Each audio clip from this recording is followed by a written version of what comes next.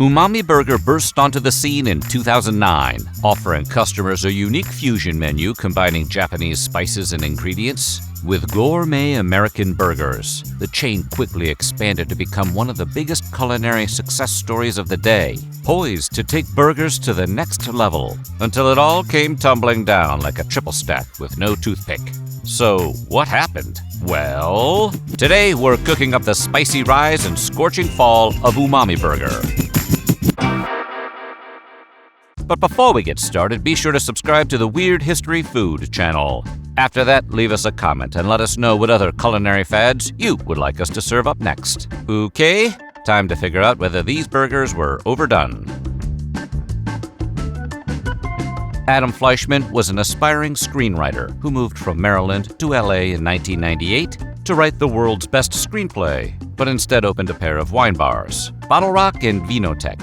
Hey, success is success. More importantly, he was a guy who was fascinated by the concept of umami, a Japanese term meaning delicious, savory taste. In 2005, while indulging in an In-N-Out double-double, Fleischman had his aha moment. He realized that what made the burger so irresistible was that deep, savory flavor we now recognize as umami, a flavor that wasn't found in many mainstream American fast food options. So Fleischman dove into the culinary world by heading to Mitsuwa Marketplace in West LA and bought any ingredient he could find with umami properties. He experimented for a month in his kitchen mixing seaweeds, miso, fish sauce, soy, cheeses, and pungent dried fish with a blender. His neighbors probably called the police at least once. Then in 2009, with $40,000 he raised by selling his wine bar, Bottle Rock, he opened the first Umami Burger on South La Brea Avenue in Los Angeles.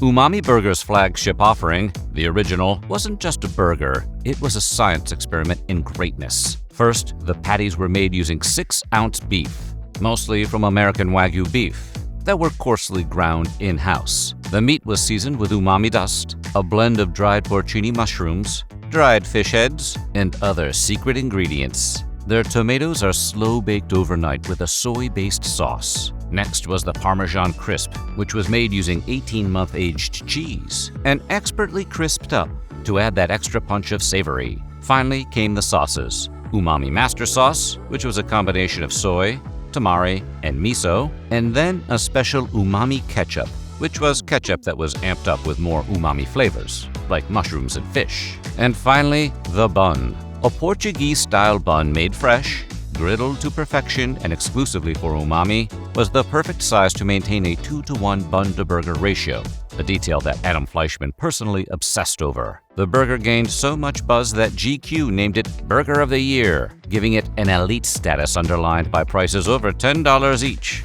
and an unfriendliness to substitutions. By 2010, Umami Burger wasn't just a Los Angeles phenomenon. The exciting new fusion restaurant was exactly what was missing in the burger world, and Fleischman later partnered with hospitality group SBE, Neem Capital, and Fortress Investment Group to quickly capitalize on the brand's popularity and expand.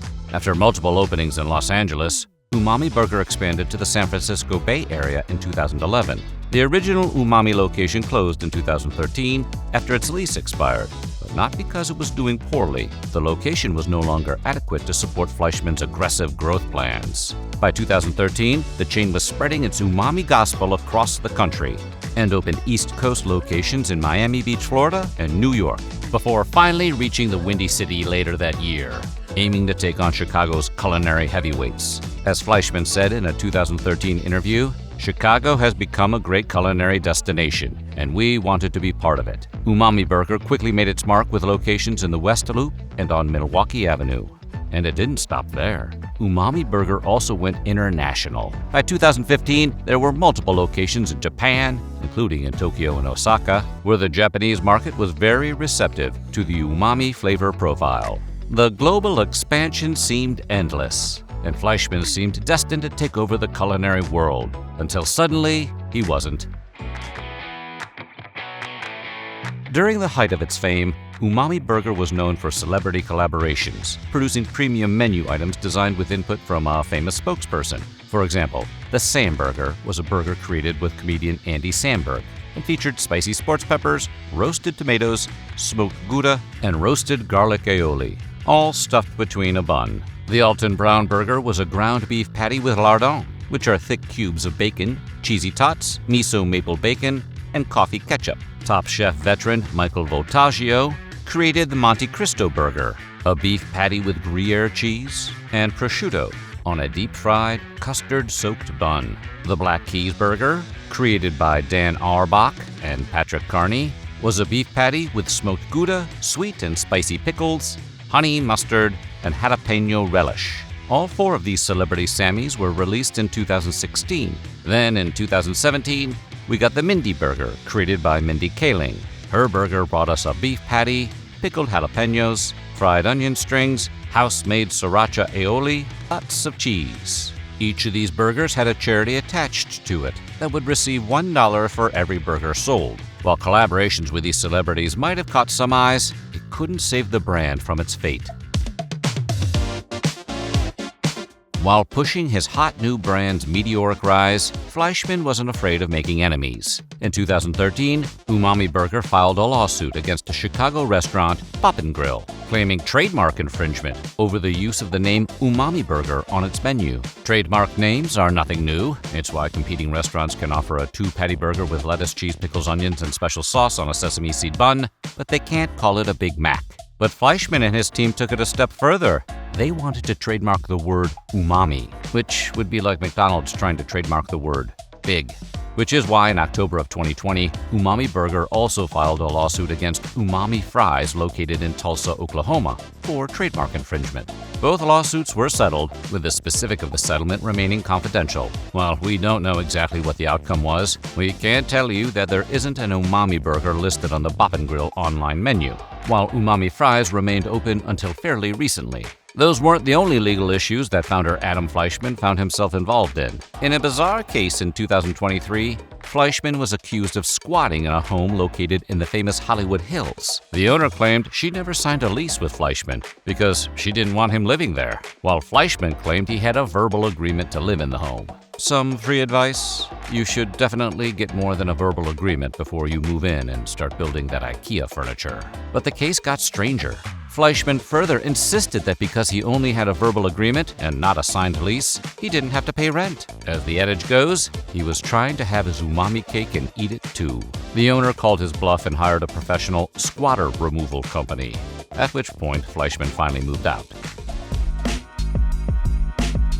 By 2017, the cracks began to show. Despite their expansion into high-profile locations in New York and Chicago, the company could not maintain its momentum. The original flagship location on La Brea in LA had already closed in 2013 because it didn't fit their new business plan. Another location in LA was closed by the health department for cockroach and rodent infestations in September of 2017. We will assume that was also not part of the business plan. By 2019, Umami Burger locations in New York were shutting down one by one, with 2 closures in New York City in January of that year alone. The reasoning? According to the spokesperson for SBE, which acquired a majority share in Umami in 2016, some spaces just didn't fit the umami experience anymore. Today, the last standing Umami Burger in Los Angeles is at LAX, which is a far cry from the brand that was so particular about its decor that even its original location couldn't stack up to its ambition, although it probably feels right at home with the rest of the overpriced food in the terminal. By 2021, Umami had reduced to a mere shadow of its former self, with a handful of locations globally, including Tokyo, Mexico City, and Dubai, but none in the US beyond LAX. Umami Burger went from darling success story to cautionary tale in roughly a decade. So what went wrong? It's hard to pinpoint exactly, but there were several factors working against the chain. First of all, the chain's global ambitions meant investing a whole lot of money into fewer locations spread out around the world. Furthermore, by 2017, the market was saturated with gourmet burger spots. And suddenly, Umami Burger didn't seem quite as unique. And despite its gourmet fusion menu, Umami Burger was still facing daily competition from places like In-N-Out, Shake Shack, and Five Guys. And while those places kept it simple, Umami kept trying to push the envelope with roasted tomatoes glazed with umami sauce and shiitake mushrooms sautéed in butter. Oh, that stuff is delicious, but for the average customer, it's not worth $12 every time you want to grab a burger. The profit margins just weren't there. In the end, the final shiitake stake in the heart of Umami Burger seems to have been a combination of overexpansion, Fleischmann's unlikable behavior, and the plain fact that most people aren't going to order a $15 burger with roasted mushrooms and fish sauce multiple times a week. After all, sometimes a little ketchup and mustard can do the trick. Just don't call it an Umami Burger. So what do you think? Was Umami Burger truly an innovator or just an overpriced fad? Let us know in the comments below, and while you're at it, check out some of these other weird history food videos.